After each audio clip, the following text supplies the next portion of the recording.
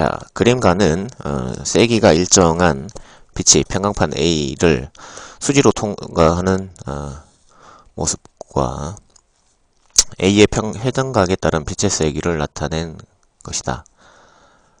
예, 그 그래프를 잘 보시면 그래프에서 빛의 세기가 거의 일정하다고 되어 있네요.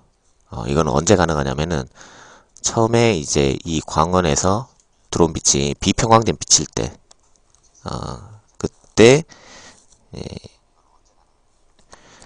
가능합니다. 그래서 기억을 보시면은 가해 광원에서 평광되지 않은 빛이 나온다. 예, 요게 맞는 겁니다. 그래서 평광되지 않은 빛이 나오면 평광판 통과할 때 세기가 일정하다라는 거 기억해 두시고, 자, 그에 반해서 이제 나 그래프를 보시면은 요 이제 회전하는 각도에 따라서 이제 값이 계속 이제 변하고 있는데요. 요런 경우는 처음에 이제 이 광원에서 나오는 그 빛이 평광된 빛일 때 요렇게 됩니다. 이거는 뭐 기본 지식이니까 좀 알고 계셔야 됩니다. 자, 뭐 그런데 니은 광학기울을 지나서 BC로 향하는 빛의 평광 방향이 서로 이제 수직이다라고 물어보는데, 이것도 맞는 얘기인 게 지금 잘 보시면은 그래프 나에서 이게 그 B하고 C가 그 빛의 세기가 최대가 되는 그 각도가 90도만큼 차이가 나고 있어요. 그거는 이제 얘네들이 평광 방향이 서로 수직하다, 뭐 이런 이제 증거가 됩니다. 디귿 평광 현상은 빛이 형파임을 나타낸다. 예, 이것도 뭐 당연히 알고 있어야 되는 거고. 그래서 답은 5번인데 니은에 대해서 조금 더 추가 설명을 해드릴게요.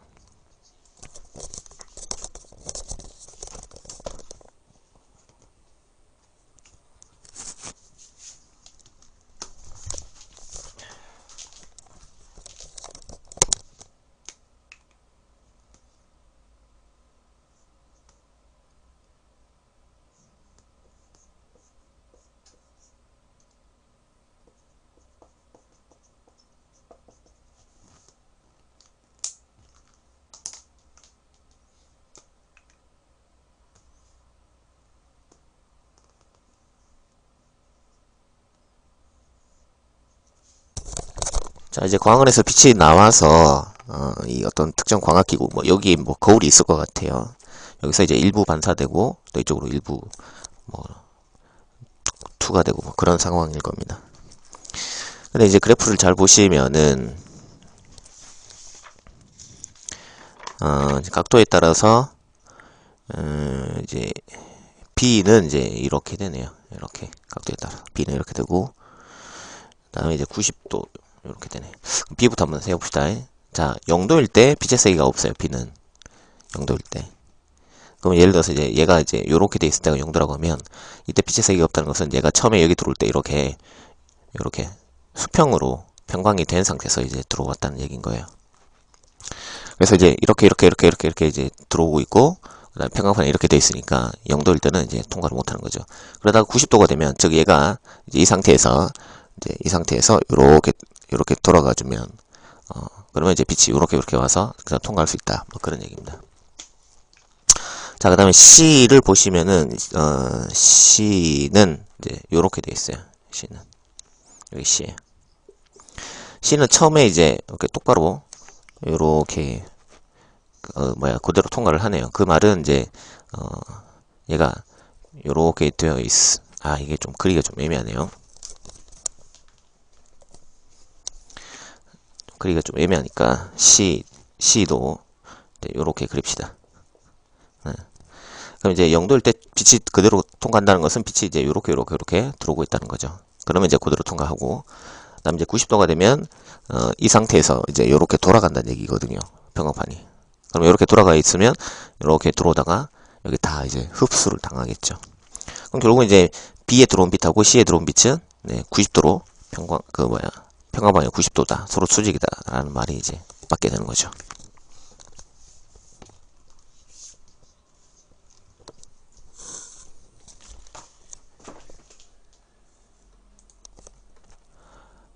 네, 그래서 이제 니은은 뭐 그렇게 이해하시면 될 것 같아요. 그래서 답은 5번인 걸로 하겠습니다.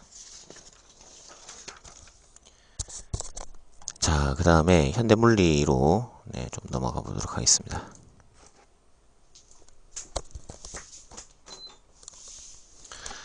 자, 그림가는 진동사수와 세기가 일정한 단색광을 금속관에 비추며 전압에 따른 광전류를 측정하는 것을 나타낸 것이다. 금속판의 종류를 이람수가 각각 2.28, 4.31, 6.35인 나트륨, 아연, 백금으로 바꾸어서 전압 V에 따른 광전류 I를 측정하였더니 그림 나와 같았다. 나트륨이 이람수가 제일 작네요. 이람수가 제일 작으니까 빛이 좋으면은 튀어나오는 이제 그 전자의 운동에가 제일 빠르겠죠. 제일 빠른 만큼 정지전압도 또 많이 걸리고 그렇습니다. 자, 근데 그래프를 봤더니만 정지전압이 제일 많이 걸려있는 게 A예요.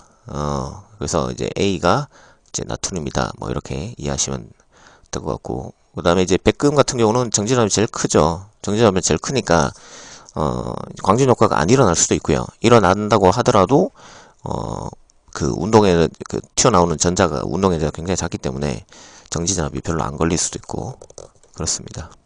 근데 그래프를 보시면은 이제 C에서 정지전압 그러니까 아예 광전 효과 자체가 아예 안 일어나고 있죠. 그러면 이제 C가 백금이 아니냐 뭐 이렇게 볼 수 있어요. 자, 요거 잠깐 더 추가 설명을 좀 하겠습니다. 네, 바닐라 퐁퐁님 쌤 매일 아침마다 수능풀이 해주시나요?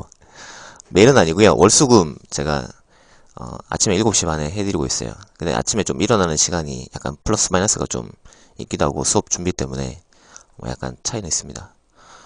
바닐라 퐁퐁님은 수능 준비하는 고3이세요? 아니면 뭐 피트 준비하는 대학교 2학년이세요? 일단은 네, 설명을 좀 이어가도록 하겠습니다.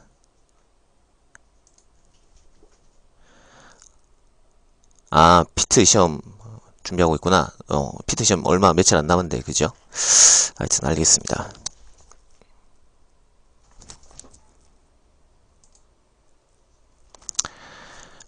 자, 설명을 계속 달아가겠습니다. 자, 지금 입장하신 바닐라 퐁퐁님은 제 수업을 들은 적이 있으신가요? 아니면 그냥 인터넷으로 준비하시는 지방학생인가요? 15번 광전효과. 자, 광전효과는 뭐 이렇게 되죠. 여기 요렇게 빛이 들어오고요. 요거 보통 이제 광자라고 하죠, 그죠? 이때 이제 여기 이제 전자가 반묻혀 있는데 얘네들은 전부 다 이제 구속 에너지가 있어요. 구속 에너지. 또는 이제 속박 에너지라고 그래요. 속박 에너지.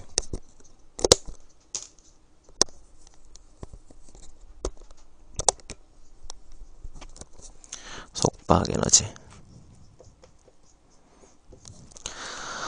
자, 그래서 보통 이제 빛의 에너지가 예를 들어서 뭐 10일렉트론 볼트고, 그 다음에 이제 구속 에너지가 보통 이제 구속 에너지는 네, 요렇게 구속 또는 뭐 속박 뭐 이렇게 쓰고요.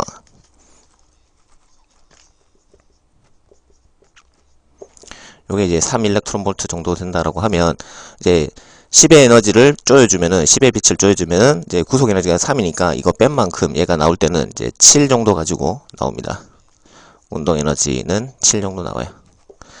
근데 이제 이 구속 에너지의 특징이 뭐냐면은 이 속에 파묻혀 있을수록 이게 더 크다는 거예요. 그러니까 표면에 있는 애가 그 구속 에너지가 제일 작고요. 속에 들어가면 들어갈수록 숫자가 조금 더 커져요.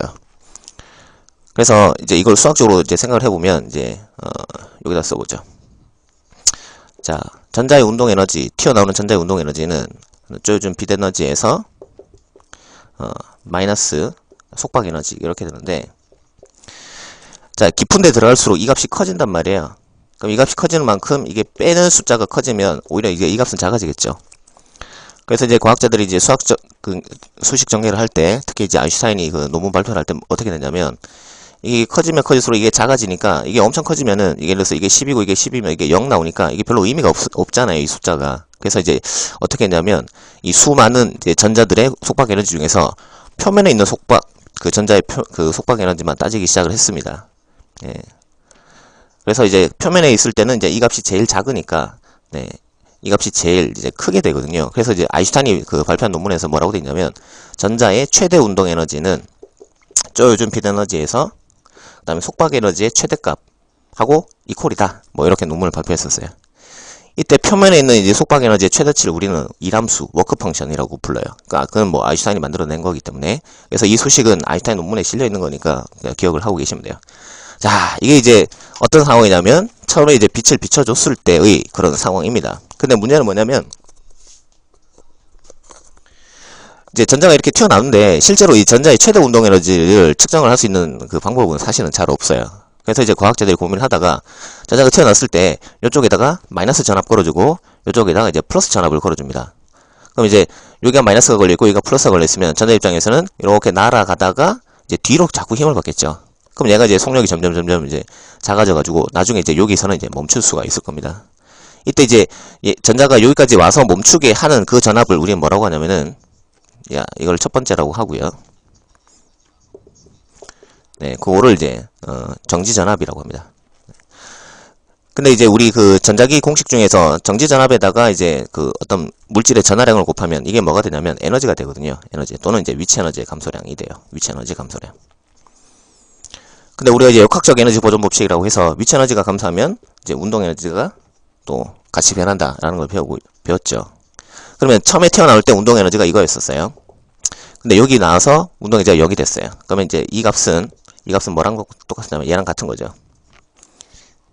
이게 쓸 자리가 없네. 자, 이게 운동 에너지 변화량과 같은데 운동 에너지 변화량은 K final 마이너스 K 이니셜 이렇게 되고 이게 나중에 정지하니까 이건 0 되고요. 그럼 이제 남는 건 이것만 되겠죠. 그럼 이제 절대값 다 씌워서 절대값으로만 따지면 요 최초 운동 에너지가 2가 되는 거죠. 그래서 여기다가 뭐라고 쓰냐면 최대 운동 에너지 이렇게 쓸 수 있어요. 그럼 이게 수학적으로 뭘 뜻하는 거냐? 전자를 정지시키는 전압만 알면은 전자가 튀어나올 때 최초 운동 에너지가 얼마인지 역으로 우리가 이제 상상해낼 수 있다는 거예요. 그래서 이제 뭐 수능 시험도 그렇고 피트 시험도 그렇고 또는 우리나라에서 치러지는 임용고시라든가 변리사 시험이라든가 광존 효과가 나오면 항상 물어보는 수식이 이거하고 그다음에 이제 요거 두 가지입니다. 그러면 이제 수학적으로 이걸 꼭 알고 계셔야 되는 게 뭐냐면 여기 수학에서 이제 이런 게 나옵니다. 이람수가 커지면요. 이게 빼는 숫자가 이게 커졌기 때문에 얘는 작아집니다. 얘는 작아지고요. 얘가 작아지면 수학적으로 이 수식에서 얘가 작아지면 이게 커져요. 이렇게. 다시. 얘가 작아지면 얘도 같이 작아집니다. 그래서 뭐를 반드시 기억을 하셔야 되냐면 이람수가 이제 큰 금속에다가 이제 빛을 비춰주면 튀어나오는 전자는 운동 에너지가 되게 작게 튀어나올 수밖에 없어요. 그러니까 그만큼 이제 수수료가 크다 뭐 이렇게 이해를 하셔도 될 것 같아요. 그럼 이제 운동 에너지가 작으면 튀어나왔을 때 걸려주는 역전압 이거 보통 이제 정지전압이라 그래요. 전자를 정지시키는 데 필요한 전압인데 요것도 같이 이제 작아집니다. 이게 핵심이에요. 자, 그러면 문제를 다시 한번 보죠.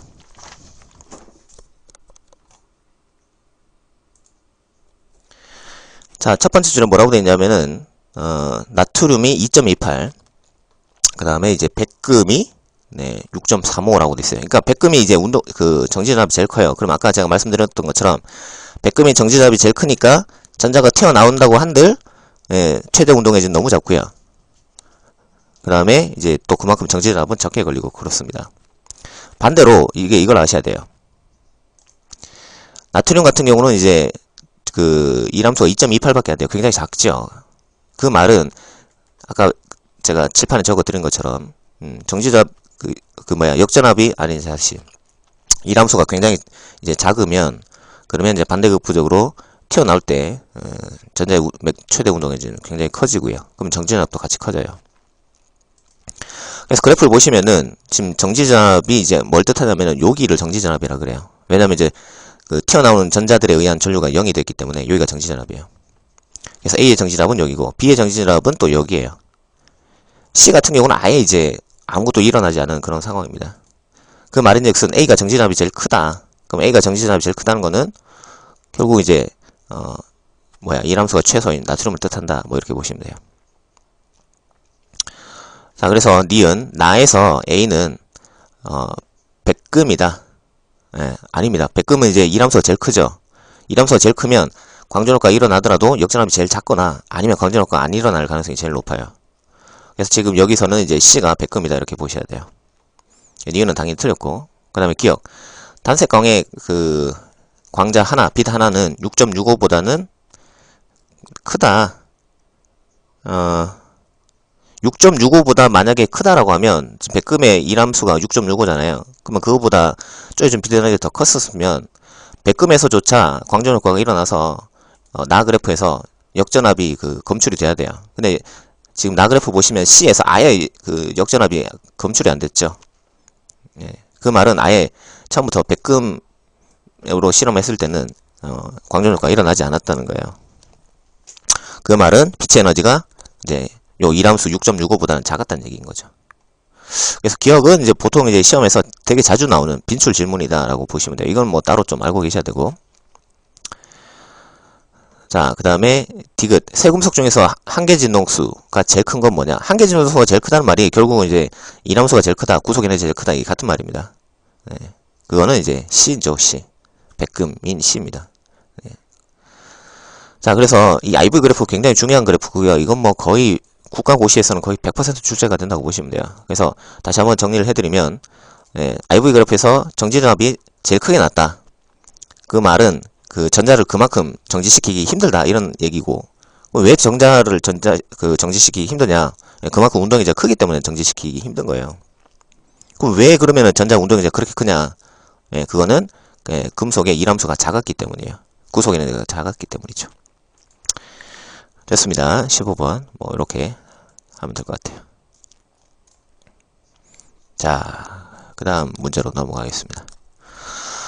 그림과는 전자비임 발생 장치에서 나와 슬릿 강력이 D인 이중 슬릿을 통과하여 스크린 내 각 지점에 도달하는 전자의 수를 측정하는 것을 목적으로 나타낸 것이다. 그림란은 가해 전자비임 발생 장치에서 나오는 속력이 각각 V1, V2인 전자들을 사용해서 도달하는 전자의 기술을 알아봤다. 자, 요거는 이제 우리가 보통 이제 빛으로 이중 슬릿 실험을 많이 하는데요. 이 빛이 아니라 전자 가지고 실험을 하면 어떻게 되냐, 뭐 그런 얘기입니다. 그러니까 결과는 이제 똑같이 나온다, 뭐 이런 얘기고요.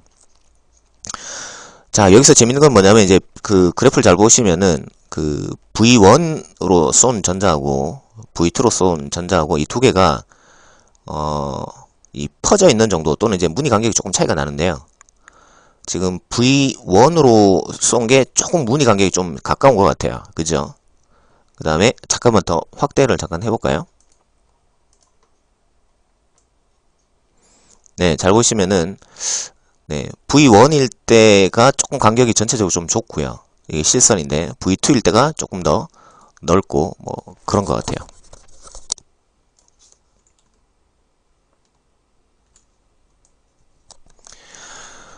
자, 그러면 기억 물집합 파장은 V1인 경우가 V2인 경우보다 더 짧으냐, 속력은 뭐 누가 더 작냐 이렇게 되는데 요거는 이제 좀 이론을 다시 한번 설명 좀 해드리겠습니다.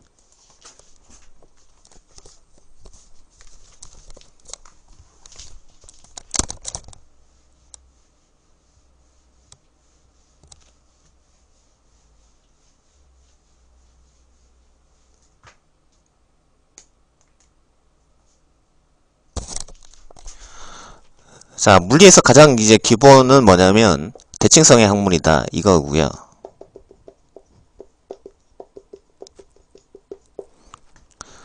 무슨 말이냐, 역학에서 나온 내용하고 전자계학에서 나온 내용이 거의 비슷하다, 뭐 이런 맥락에서 이해하시면 되고, 또는 뭐 파동에서 나온 거랑 현대물리에서 나온 거랑 뭐 내용이 매칭이 된다, 뭐 이렇게 이해를 하시면 되는데, 그러니까 지금 이제 20번 문제하고 관련해서는 영의 이중 슬릿 실험을 생각을 하시면 될 것 같아요. 영의 이중 슬릿 실험. 이중 슬릿 실험. 자, 뭐냐? 이렇게 이중 슬릿이 이렇게 있는데, 네, 요 사이 간격이 D예요. 디스턴스란 뜻이고, 그 다음에 여기 스크린이고, 여기까지 거리가 D, L, 렌스 이런 뜻이고, 여기다 이제 빛을 요렇게 레이저로 비춰주면은 요게 밝은 무늬가 이렇게 규칙적으로 이렇게 생겨납니다. 이렇게.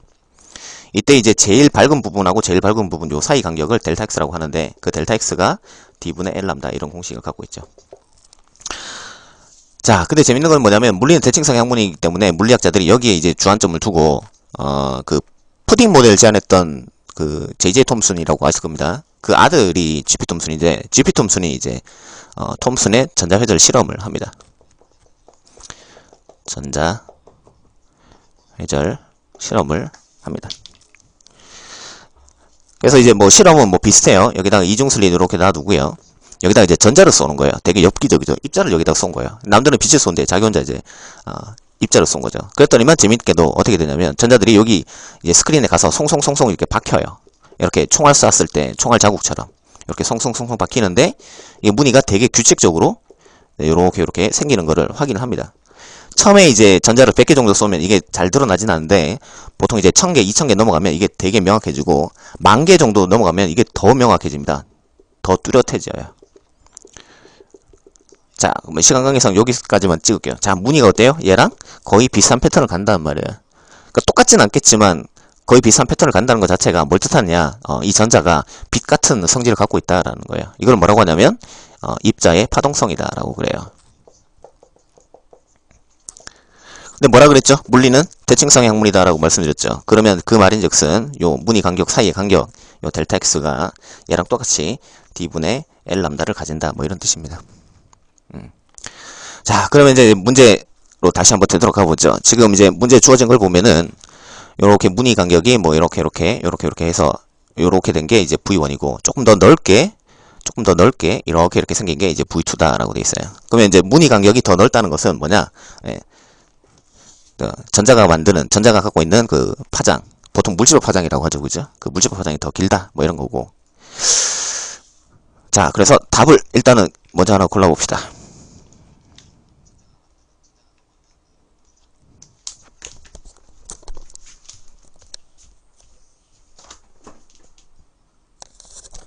자, 물집합 파장은 V1인 경우가 더 짧다. 자, 아까 여기 그림에서 V2가 이제 무늬 간격이 더 이제 넓다고 했는데 그거는 이제 공식에 의하면 이제 파장이 더 긴 거죠. 그래서 물집합 파장은 V1인 경우가 더 짧다. 맞죠? 네. V2가 파장이 더 긴 거니까 V1이 더 짧다. 기억 맞고. 그 다음에 니은 속력은 어떻게 되느냐? 속력은 자, 물집합 파장이 V1이 더 짧다고 했는데요. 그러면 이제 뭐 잘 아는 공식 이거 있죠. 람다는 mv분의 h. 그래서 파장 짧은 거는 또 그만큼 속력이 크다는 얘기죠. 자, 그래서 V1이 파장이 짧기 때문에 V1이 속력이 더 큰 거죠. 니는 틀렸고요. 그 다음에 D를 크게 하면 델타 X는 감소한다. 아, 이건 뭐 공식 무조건 외우셔야 됩니다. 여기 이제 제가 칠판 오른쪽에 적어 놓은 것처럼 D가 커지면 델타 X는 작아지죠. 그래서 디귿은 맞는 걸로. 그래서 기억 디귿 뭐 4번 뭐 이렇게 이해하시면 될 것 같아요.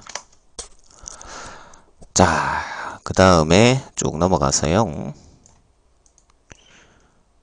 자, 톰슨과 러더퍼드의 실험입니다. 가는 이제 비전화 실험이라고 합니다. 비전화 실험 속으로 따라 읽으시면 될 것 같아요. 비전화 실험 속으로 따라 읽으시고 나는 알파 입자 산란 실험. 러더퍼드의 알파 입자 산란 실험 속으로 따라 읽으시면 되고. 자, 이에 대해서 옳은 것을 골라보시오. 철수 가의 실험으로 비전화를 측정했다. 맞는 얘기인데 그럼 선생님 비전화가 뭔가요? 잠깐만 설명을 또 해드리겠습니다.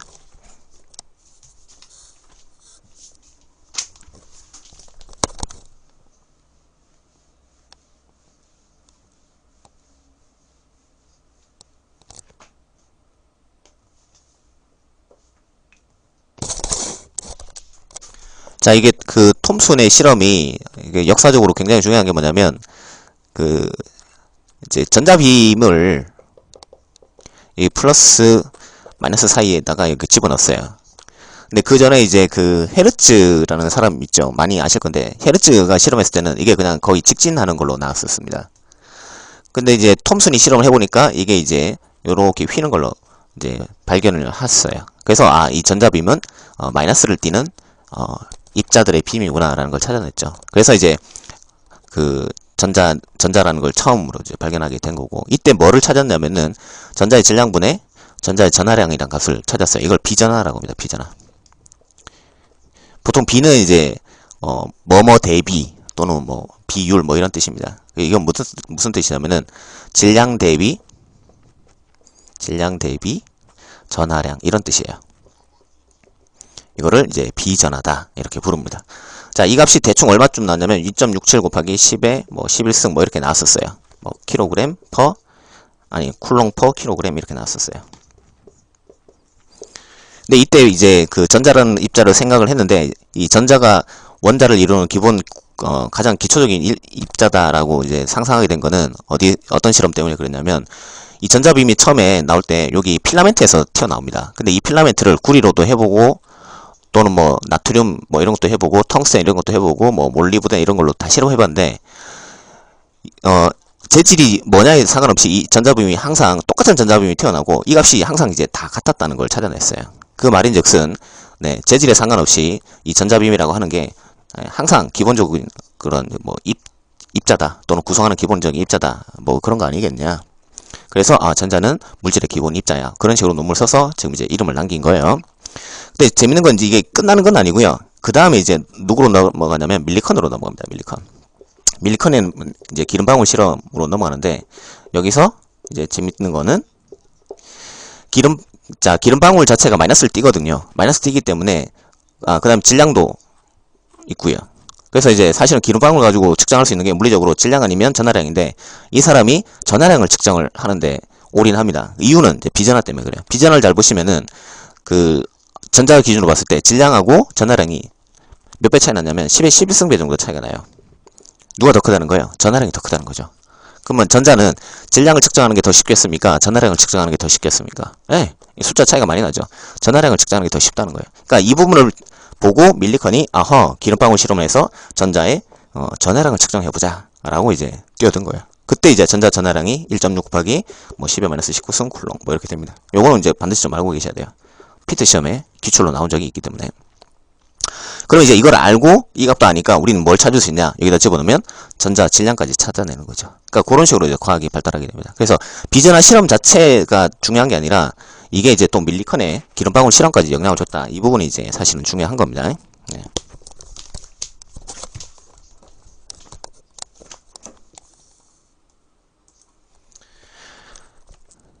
자, 그래서 철수 가해 실험으로 비전하를 구하였다. 예, 맞습니다. 그 다음에 0이 나에서 금방으로 입사하는 알파 입자. 알파 입자는 이제 헬륨 핵이죠. 예, 전자를 다 떼내고 남은 헬륨 핵입니다. 그 핵은 당연히 양으로 되어 있죠. 네, 그래서 0이도 맞고요. 민수 나의 실험으로 원자에게 존재를 알게 됐다. 네, 이것도 뭐 상식이고. 그래서 답은 5번인 걸로 하겠습니다.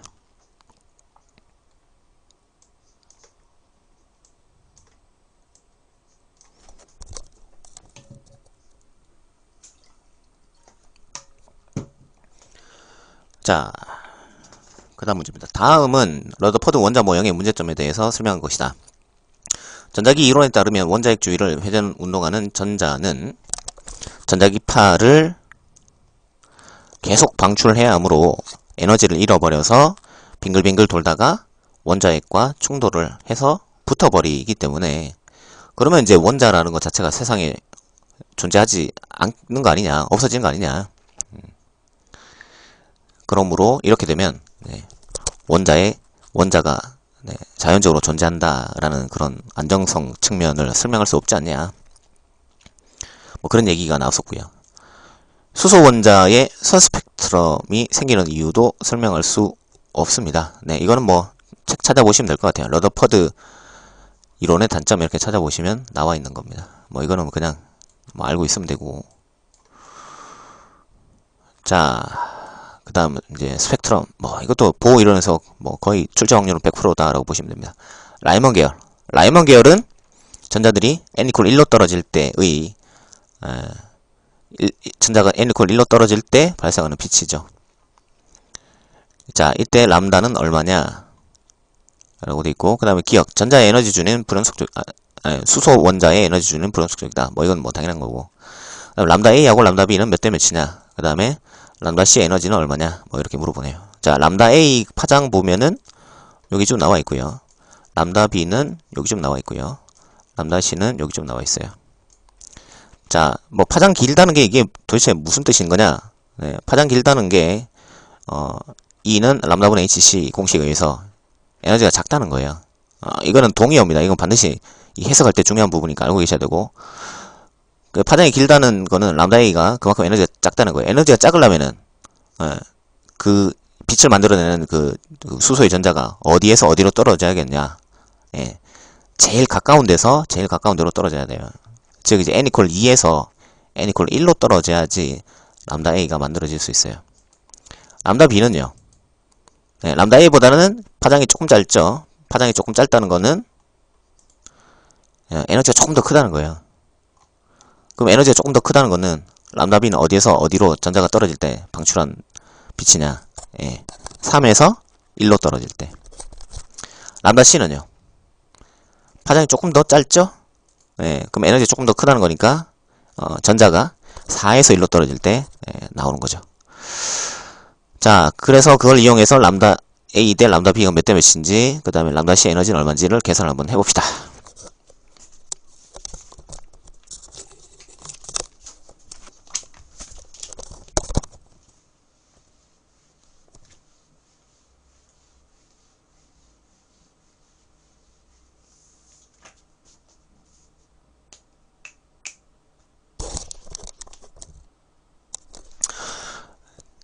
자, 보호가 상상했던 이제 수소는 핵이 요렇게 있으면 전자들이 이제 요렇게, 그 다음에 이제 요렇게 뭐 이렇게 도는 겁니다. 이렇게, 그 다음에 뭐 이렇게 도는 거예요. 여기 이제 n equal 1, n equal 2, 뭐 n equal 3, 뭐 이렇게 쭉쭉 올라가는 뭐 그렇게 됩니다. 화면 안 잡히네요. 자, 이때 이제 그 반지름은요. 보호반경을 이제, 보호반경은 0.5옹스롱. 0.5옹스롱. 옹스롱은 10의 -10승이죠. 네, 어쨌든. 0.5옹스롱. 곱하기 1의 제곱. 그 다음에 얘는 0.5옹스롱 곱하기 2의 제곱. 뭐 그렇게 됩니다. 그러니까 바깥쪽으로 가면 갈수록 점점 넓어지죠. 태양계 행성도 마찬가지죠. 네, 물리는 대칭상향물이라고 말씀드렸는데, 수소에 있는 전자들도 마찬가지고 태양계에 있는 행성들도 마찬가지인데 점점 멀어집니다. 근데 막상 이제 얘네들의 그 에너지를 보면 조금 특이한 게 뭐냐면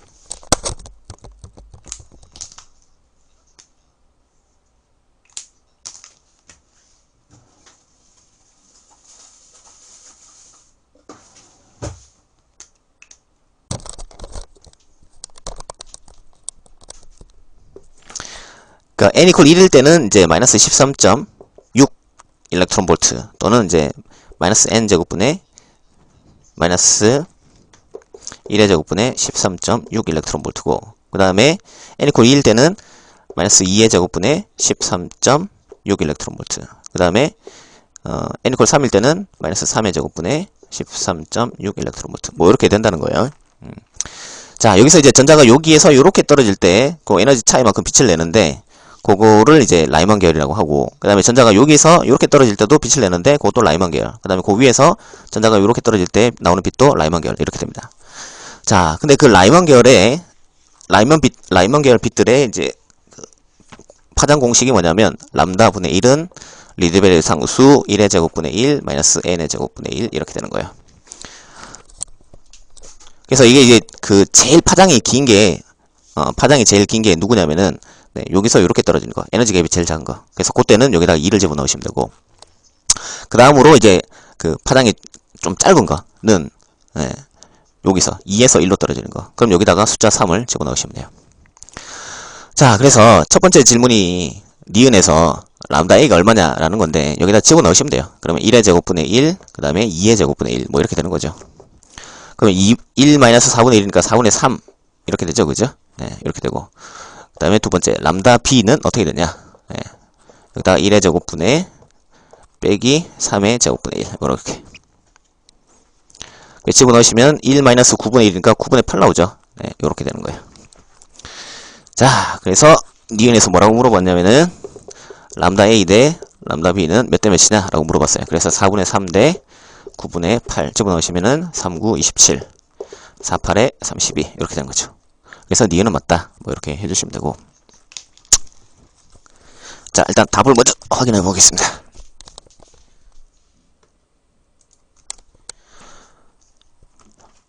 네, 에, 잠깐. 계산 잘못했네요.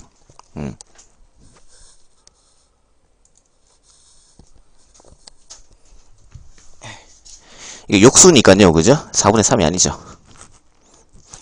이게 역수를 취해줘야 되니까 3분의 4. 8분의 9. 그래서 4, 8에 32. 3, 9, 27. 이렇게죠. 그래서 니은은 맞는 걸로 하시면 되고, 그 다음에, 디귿.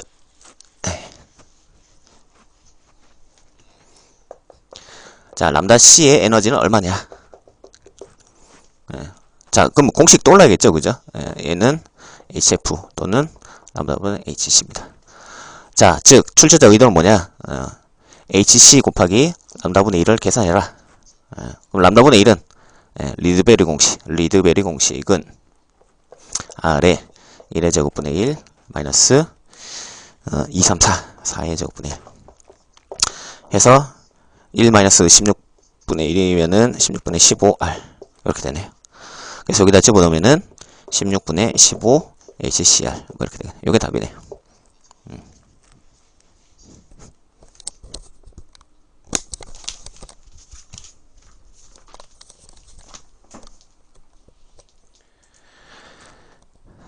네, 그래서 디귿은 틀렸습니다. 맞는 것은 기억, 니은 이렇게 되네요. 자, 두 문제 남았는데 마무리 짓고 마치는 걸로 하겠습니다. 자, 다음은 탄소의 동위원소, 질소, 원자, 핵으로 변환되는 핵 반응식이다. 그림과 같이 원자, 핵과 질소가 같은 속력으로 운동을 하고 있다. 궤적은 어떻게 되냐? 기억, 가에서 들어갈 입자는 어떻게 되느냐? 자, 요거 이제 핵 반응식이 나왔을 때 분석하는 요령은 뭐냐면 그 위에 여기 숫자, 여기 왼쪽 어깨에 있는 이 숫자 있죠? 이거 질량수라고 하는데 질량수로 먼저 비교를 하셔야 돼요. 그러면은 이제 얘고 14고 그 다음에 이제 얘도 14니까 가는 질량수가 0인 녀석이에요. 질량수가 0이라는 거는 양성자, 중성자가 아니다는 거거든요. 기억은 틀렸습니다. 그 다음에 원자 번호를 보면은 이게 6이고 그 다음에 여기가 이제 7이네요. 그러면 이제 원자 번호로 따지면은 가는 이제 원자 번호로 따지면 마이너스 1이 된대. 마이너스 1이라는 거는 없죠. 그건 무슨 뜻이냐면 전자라는 뜻이에요. 알고 계시면 될 것 같아요. 전자는 보통 쓸 때 요 원자 번호에 마이너스 1을 많이 써줘요. 그래서 기억은 이제 사실은 전자고. 그다음 니은 궤도 반지름 누가 더 크냐? 뭐 아시죠? 궤도 반지름은 여기 QB 분의 MV죠, 그렇죠? 그래서 요거는 뭐 그냥 우스갯 얘기로 큐빅 받고 명박 뭐 이렇게 외워두셔도 돼요. 큐빅 받고 명박. 자, 그래서 이제 결국 이제 전하량이 큰 게 반지름이 작아요. 이 공식에서. 그러면은 누가 이제 전하량이 더 큰 핵이냐? 지금 탄소 같은 경우는 이제 질량수가 6이니까 그 말은 이제 양성자가 6개라는 뜻이고, 질소 같은 경우는 원자 번호 7이면 양성자 7개. 그러면 이제 그 질소가 양성자 개수가 더 많죠. 그럼 전하량이 크니까 더 안쪽으로 휘어서 가겠네요. 그죠? 그래서 궤도 반지름은 안쪽으로 휘는 거는 이제 질소입니다. 그래서 탄소는 더 크다. 맞는 거죠. 바깥쪽으로 휘는 거고. 니은이 맞는 거고. 그 다음에 중성자 수는 누가 더 크냐? 질량수에서 원자 번호 빼면 되죠. 그죠? 그래서 14에서 6을 빼면 8 나오고, 그 다음에 얘는 7이니까 이게 더 많네요. 그죠? 그래서 답은 5번. 오케이, 마지막 문제. 자, 핵자당 결합에너지 그래프예요. 핵자당 결합에너지가 크면 더 안정하죠. 그죠? 네. 그래서 이제 이 그래프에서 헬륨 같은 애들은 더 안정한 니켈이 되려고 노력을 할 거예요. 얘네들이 뭐 노력한다고 해서 니켈이 되는 건 아니죠. 뭐 밥 많이 먹고 운동 열심히 한다고 해서 되는 건 아니고, 어떻게 해야 되냐면 물리적으로는 핵융합을 해야 됩니다. 그래서 헬륨의 핵융합하는 이유는 뭔가요? 라고 물어보면 열심히 결합해서 니켈이 되려고요 라고 대답하시면 돼요. 기억, 헬륨의 중성자 수는 2다. 여기 4에서 2를 빼면 되겠죠. 그죠? 맞는 거고. 니은, 플로루가 한번 알파 분계하면은 이게 되느냐? 알파 분계는 이제 헬륨 핵이니까 헬륨 핵의 특성상 질량수가 4가 까여야 되죠. 근데 19에서 4 까면은 16은 아니죠. 그죠? 네, 틀렸고. 디귿, 헬륨이 니켈보다 더 안정하다. 안정한 거는 이제 핵자당 결합 에너지가 큰 놈이 안정한 건데, 헬륨이 제일 불안정하죠. 그죠? 네. 그래서 기억만 맞는 걸로.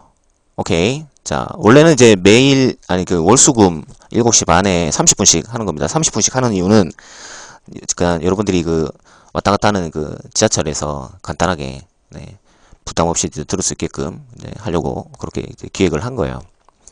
그래서 오늘은 조금 더 길어졌는데, 네, 그렇게 알고 계시면 될 것 같고. 그 다음에 이제 아프리카 TV로 보시는 분들은 여기 아프리카 TV에서 설정해서 알람을 할 수 있더라고요. 그러면 이제 방송 시작하면 알람 울리니까, 네, 그때 이제 시청하시면 될 것 같아요. 자, 오늘은 일단 여기까지 하겠습니다.